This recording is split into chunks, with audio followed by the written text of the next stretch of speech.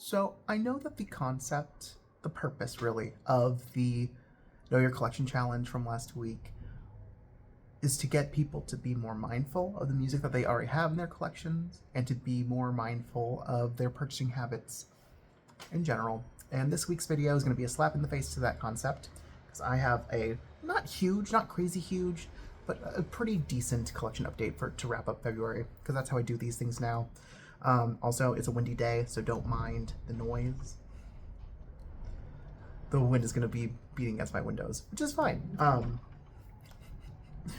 Anyway, I have three little piles here for releases. It's going to be new releases of 2025, ever present, ever ongoing, right? And then some oldies, some classic 90s stuff, like I have been doing in the last couple months.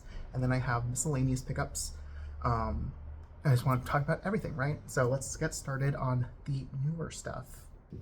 First up is going to be the new Lacuna Coil Sleepless Empire.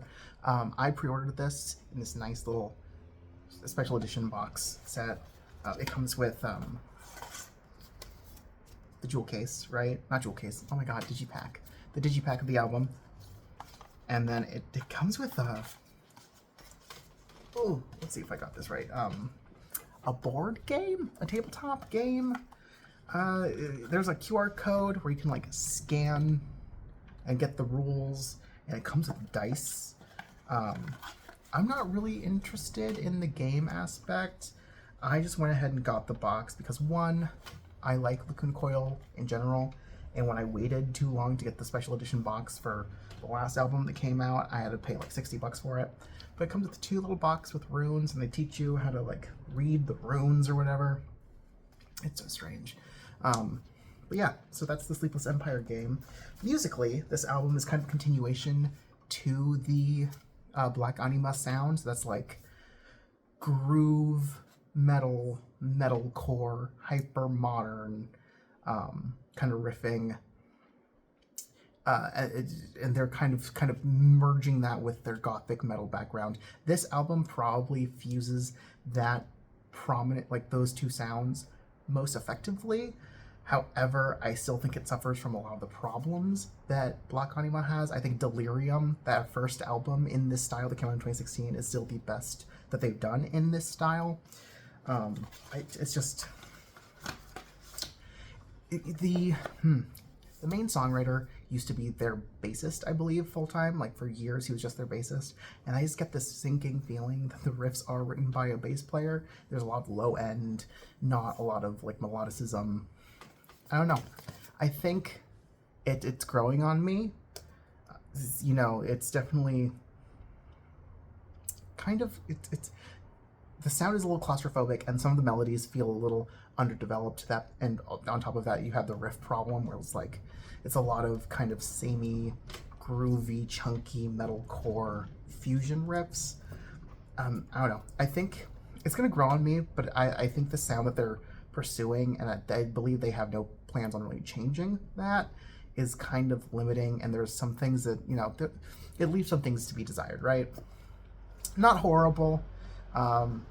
It's but not like an amazing release.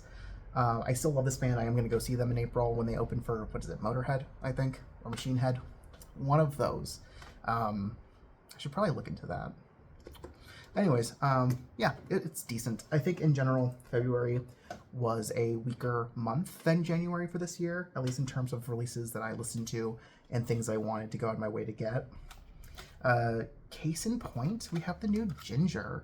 Now, I have an interesting relationship to this band in that I discovered them before their debut album came out. The only thing that they had released at that point was their EP, Inhale, Don't Breathe, and I believe the demo before that. And so I was on board until they released that debut independently, and then I just kind of like fell off immediately because I couldn't purchase that on CD because it was like a limited independent release and all that. And this was before Bandcamp became huge. They didn't have one yet. They barely even had a website. But yeah, anyways, now they've been on Napalm Records for a while. This was released on February 7th, and it is fine. I think it's not bad. It's a fine album. It's a solid B tier album. I just kind of, I think it's missing some energy. This is like a proggy groove metalcore sound.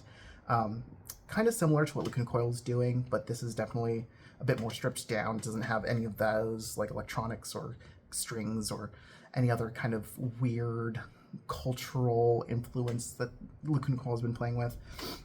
This is pretty straightforward. I think the fact that they still only have one guitarist is a weak point for their band. I think it's just missing a little bit of energy and missing a little bit of aggression, and just it needs something else. It's starting to, a lot of the problem they had with this album is that it feels very samey across the runtime, even though in general I had no problem getting through it. Let's just open that up, right? It's not horrible, right? Duél by Jinjer. It's one of those too. Ugh, I hate that layout.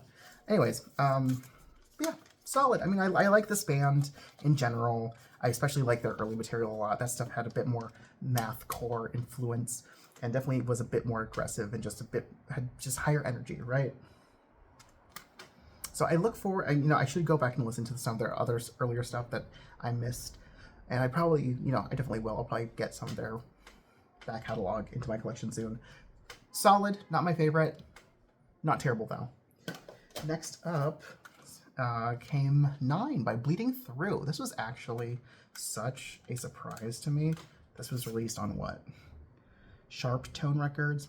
No idea what that is. But look at that fucking cover. It looks so 2011. Like, that is what metalcore albums looked like in 2011. And I love that this band just has never moved away from it. I mean, who knows? They might have, but this is my first Bleeding Through album. For whatever reason, I always thought they were a pretty straightforward metalcore band. What I found here, and then I've also gone back to listen to their previous album, is this fusion of metalcore and like symphonic black metal that I think is pretty effective. I really thought this was a strong album. Definitely has some moments that feel like that makes this album feel like a kind of a Hot Topic band. Some of the cleaner choruses, but in general, I really enjoyed this. Sick keys, awesome vocals, nice riff, just really like big, brooding, like black metal tremolo, and like the blast beats going before it like jumps into like a metal core, like melodic death riff, and I don't know. It's definitely like even subject matter, like a black metal band would never write a song called Our Brand is Chaos and have like one of the refrains be like fuck with us and find out, which is a very like modern kind of metalcore thing. Like, that's definitely something that a metalcore band would do. But yeah, I don't know, this was a really cool, fun, heavy, aggressive offering that I really enjoyed, and it took me by surprise, actually. Next is Amidst the Ruins by Saor. This is their 7th album, I believe. And this is my first time listening to this band. This is atmospheric. It's atmospheric, folky, black metal. Really cool, really long-winded. For the most part, it doesn't feel its length. There's some times where I'm just kind of like, this didn't have to be 12 minutes long. They could have cut this down here and there and there. But really strong. I don't know if I'm going to pursue this band further, especially, like, I don't know if they all sound the same or not. If they do, I think I'm okay just listening to this one because this was really strong. But if they, like, if this one-man band really changes things up album to album, then I'll probably be, you know, willing to be invested. But yeah, because this is a really cool sound. There's tons of folk instrumentation on this, and vocals, guest vocals, strings, keys. There's a lot going on here, and it's just a very melodic, engaging black metal. It's not too heady. Like, it feels a little progressive, but it's not too, you know, over the head and cerebral. It's I don't know. It's just a little overly long. Really rad stuff, though. And then last for my new releases is End of Green's Twinfinity, and I don't really know why I bought this. This came out in January, and I don't think I can justify this, because I don't really care about the re-recorded version of the album. I think I bought this because it comes with the original recording of the debut album, Infinity, as disc 2, and I do want that. I'll probably still get myself an original copy of that debut album. But like, it's not bad. It's definitely, it feels older. It feels a bit more mature. The re-recording is also just a little longer for no reason. I don't know. It's just a pretty standard, modern sounding gothic doom metal. It doesn't have the energy, because when the album came out, when this release dropped, I went back to listen to that debut and I was like, oh, that's right, this is actually really cool. And that's why I wanted it. But I'm just kind of like getting that the band now doesn't really have the energy that they did like 28 years ago, which makes sense. And that's kind of what I'm missing. I think I need that youth to kind of sell it a little bit better. But yeah, so not horrible, not amazing either, but like, I don't know. I can't really justify this purchase. This is kind of expensive too. But on that note, I do want to say, can we talk about this packaging, or like the booklet? Can we not, with these like giant poster booklets? Like, why? So this side's lyrics, and then this side's like a fucking poster size photo of the band, which I'm never gonna hang up, because it's just the booklet, right? That being said, I think they dropped the ball on this. Like, if you're gonna do a re-release of an original album, it's gonna be a re-recording and the original both together. Obviously, you should have a 16-page booklet with lyrics and notes talking about the evolution of the sound, and one side of the booklet should be the cover of the new version, right? All right, that. And then the other side, you flip it over, and it should be the original artwork, especially if you're gonna change the artwork. You should have like a full, I don't know. I think they just did this wrong, and I'm not gonna try to figure this out now, so that's not right. You must excuse me, I had to go check on my beans. My whole apartment smells of beans. Moving on, I want to talk about the classic 90s stuff that I also got. So the same way that I wanted to get into My Dying Bride and Paradise Lost more this year, I also decided to revisit some other death, doom, and just doom metal projects in general of the early 90s. So first off, I want to talk about Tiamat. This is their sophomore album, The Astral Sleep. What's to say about this? I feel like everyone has heard this before. I didn't really start listening to Tiamat for realsies until this year, but I had given their earlier stuff some spins a couple years ago. And I remember liking it, but never wanting to really go out of my way to pursue it. Now I have. This album is not the strongest thing. It's a little rough around the edges. This is Tiamat's earlier stuff gets credited as being more death, doom kind of innovators, but I think their first two albums play more as straight death metal that happen to have some atmospheric and death doomy things about them. So this album is primarily produced and written like a death metal album, and then there's some cleaner guitar twanging, picking, and a little bit of keyboard play, but it's pretty decent all the way through. Nothing outstanding. I think what really kills the album for me is the production and the vocal performance, because the production makes everything sound really empty, and then the vocal performance, I can't listen to it without imagining lead singer, I don't even remember his name, Jon Edlund, vocals and rhythm guitar. That's his name. I can't listen to this album and not picture him in a booth at a microphone and just kind of like grunting out and not very well. But, you know, I think from what I remember, is it Sumerian Cry and Clouds both are stronger releases than The Astral Sleep. Though, let me just mention this. This is a cool thing. This copy of The Astral Sleep, the seller who sold it to me on eBay, included the original mail order form that came with the album. And smells of old cigarettes and taxi cabs. And I was curious to figure out when my pressing was from, because I know it's not an original one. And it actually says on the order form, ooh, come on, October of 1997. I was 5 months old when this was pressed. That's really cool. This album is about my age. and it's holographic and shiny, sort of. Anyways, that's Tiamat. I have very complicated feelings about Tiamat, apparently. Okay, I'm making a mess of this. It's fine. It's fine. It's fine. It's fine. It's fine. Dead air. It's fine. Next up, Typo Negative. I have a very complicated relationship with Typo Negative. Mostly, I remember being so annoyed that if you Googled, or if you back when Tumblr was a thing, I'd go on Tumblr and I wanted to see what people were posting about Gothic metal, because that's my genre, and it would just be flooded, just flooded with Typo Negative shit, and I fucking hated Typo Negative.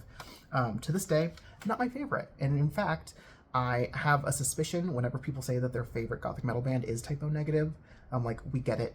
You've only ever listened to one Gothic metal band. Shove it, but whatever. Starting to get more into it. I think it's starting to click a little bit more. So I have here the debut, Slow, Deep, and Hard. And then the third, which is Bloody Kisses. And so... So, Slow, Deep, and Hard, released in 1991. This is primarily a thrash metal hardcore fusion, that like crossover thrash sound mixed with doom metal and some more atmospheric keyboards and stuff. And when I say doom metal, I mean that more like stonery, smoky kind of guitar tone that has kind of pervade this band's sound from what I can tell, right?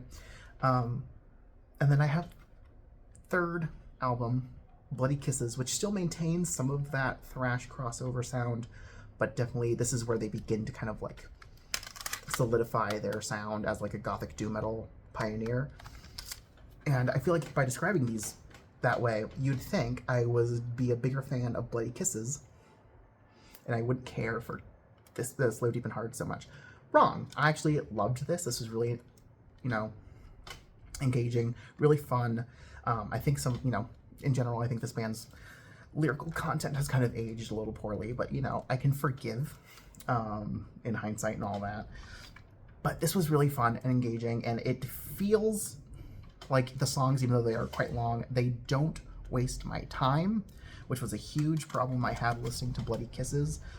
There's just constantly extra fat things that you can just cut, a bunch of interludes. Songs should end at like the 9-minute point, and then they just keep going for another 3 for no reason.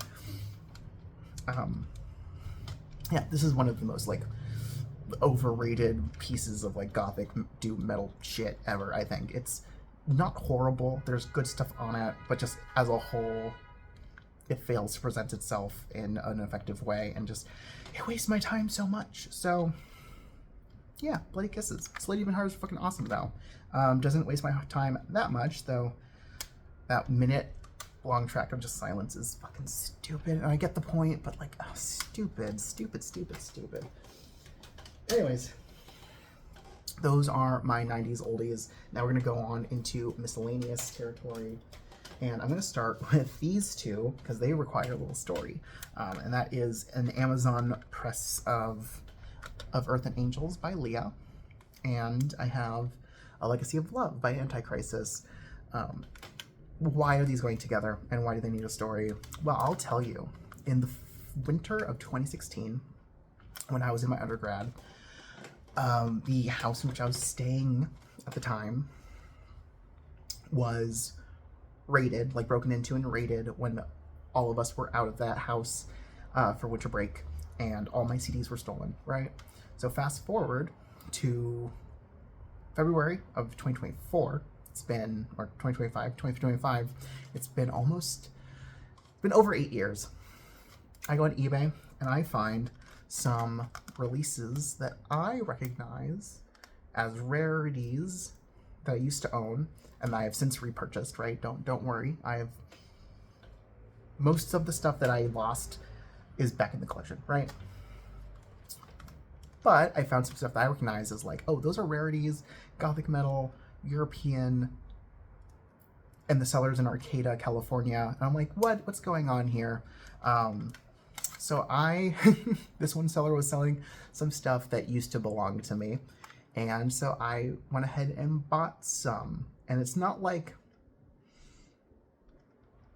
the more pressing rarity stuff, it's like the stupidest things. Antichrisis. Well, okay, this one is not horrible. It's specifically, I've already replaced this, but I got an Iron pressing, and this is the original Black Rose Productions of this album, and I just prefer the packaging of it. Right, so, and it was on offer. Like, I received a bunch of like offers because I went and clicked through the vendors' items for sale, and I was like, this one's for sale and that one's for sale. That used to be mine. That used to be mine. That used to be mine.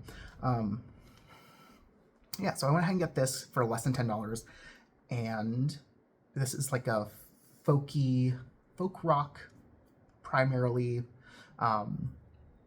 With this band used to be like a gothic death doom black metal fusion project, and so it's folk rock and has some of those hints of that sound still in there. So it's like still heavy and slow and doomy and aggressive, but there's a lot of like tin whistles and stuff. It's interesting. It's not like my favorite band, but I appreciate the vision. And this is the one that needs a story, because this is an Amazon manufactured CDR of this album, which I already have again, right? But I got it because, again, it was on offer. I got an offer for it, less than $10. But it has the original, it has the original cover on it, because represses of this album have a different cover, and that's what I have now. And I used to have an original. So I purchased this originally in 2013, or late 2013 or early 2014. Right? Yeah. I was still in high school. I purchased this originally because Leah, this Canadian stay-at-home mom who also does like atmospheric symphonic folk metal in her spare time, she was out of her debut album, which is this.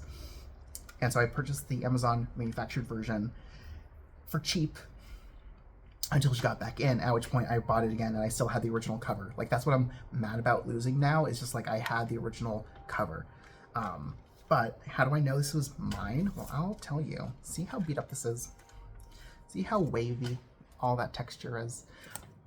When I was living in this one apartment in high school, I got some, either it was like condensation from the window, or I don't remember if I had like a cup on the windowsill with like ice in it, and it melted and the condensation dripped on the dresser or the windowsill, whichever one it was. I put this down and I didn't see it, and it got wet. And it got all wavy and bent, and that's the water damage on this thing. So I didn't need to buy this one again. Again, it's a CDR from Amazon for an album that I already own, but I just thought it was kind of funny, and so I did it for the shits and giggles. Other than that, like, I'm not mad that this vendor is selling my old CDs. It's been 8 years, and I don't think that the seller is the person or group of people who stole it. I don't even know how many times CDs could have, changed hands. So I'm not mad about it. If anything, especially when it comes to one or two of the rarer things that I saw for sale, and one of them was purchased up really quickly. That makes me happy, because I thought these were going to be rotting in a shed somewhere. And so if someone else can listen to it and enjoy it, then that is fine by me. And yeah, that was a cute little story. Moving on. This one is also going to need a little story. So I have the Unyielding by Adavänt. They're on hiatus. A band from Arizona, and they play like symphonic folk metal. This is their third band, the Unyielding. I purchased their most recent and their third album from their Bandcamp earlier this year, and then just I got nothing back. So like, I heard, dead silence. Finally, I got back into contact with them. I was like, okay, it's been long enough. I'll ask them about it. I missed the fact that they had went on hiatus in April of last year, and so no one was paying attention to any of the Bandcamp stuff. So one of the members got back into contact with me, responded, and was like, oh, we're so sorry. So luckily, okay, first, unfortunately, they did not have the most recent album. That came out in 2023, and that's the one that I really, really wanted. And it's not even on Discogs, so no one can post it there yet, because no one's bothered putting the information on there. But they did have a copy of the Unyielding left, and so they refunded me the whole purchase, and they sent me this anyway, and I really appreciate that. But I am still on the hunt for their most recent album, The Mystic in the Mountain. This is, I don't know, fun Beauty and the Beast, melodic, death metal-y kind of backbone folk metal. it's just very goofy and fun, high energy, and like fantasy concept. It's kind of similar to the Cosmogonia that I showed off last month, but this feels a little bit, I don't know, it's just a little quicker. It definitely feels more in line with modern symphonic power metal, more so than what Cosmogonia is doing, which feels more gothically inclined, symphonic folk, melodic death metal, right? Slightly different tones, like similar approach, different tone, I think. And the last thing on my collection update is Emptiness, the most recent album by Cadaveria. This came out in 2022, I believe. For those of you who don't know, Cadaveria, well, is a band from Italy. They are named after their singer, who used to be the lead vocalist in Opera 9 back in the 90s. So that's an Italian symphonic black metal, gothic-y, death, black doom fusion. They've done a lot of stuff, right? This band, I enjoy their stuff, though I do realize that I think, to me at least, they're kind of a B-tier band. I liked this album, and I like some, a lot of their other stuff, but I feel like they're missing something to make their stuff like really, really strong. I don't think they've ever released like an amazing album. Everything is just kind of like of similar quality, strong, you know what you're gonna get, but nothing mind-blowing. But I did appreciate this. I think this album has kind of an emotional core that was missing from a lot of their earlier stuff, because the singer Cadaveria had, between this album and the previous one, she had gone through cancer treatment, and so there's a lot of lyrics kind of dealing with that immortality and life. So I think it's a stronger emotional through line in this album, though I think the mid-pace kind of nature and almost not saviness, but there's very few surprises here. It's just kind of heavy, mid-paced, harsh vocals, a little bit of melody here and there. Atmospheric black metal, sort of. Not like atmospheric. It's black metal that has some atmosphere and some like gothic tendencies and some doom tendencies. They're all over the place, but you're always gonna know that you're gonna get a certain quality, but that certain quality is not like spectacular. But I still like it. Anyways, that is my collection update. This one, not horribly long. I think it just required some explaining on my part. But yeah, see you in the next one. I do want to do a revisit of the Know Your Collection Challenge. I've already started listening to some of those releases that I've talked about, and there's definitely some things I want to highlight and talk about. So hopefully they'll be this week. Sorry, the cat is losing her shit. And I'll see you in the next one.